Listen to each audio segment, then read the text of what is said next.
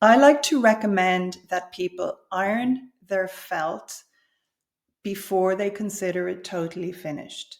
And I would particularly do this when it is a wearable garment or an accessory, such as the Nuno felt scarf that I'm wearing. And it could be more difficult to iron a sculptural piece.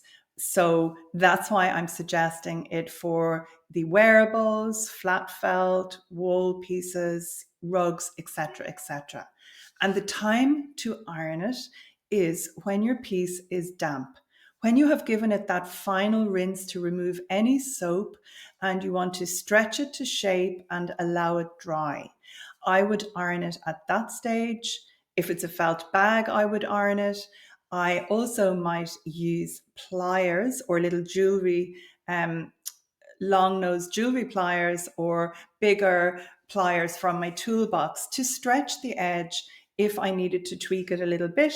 And the steam from the iron is very helpful to add a bit of heat into those areas that you want to stretch for that final shaping.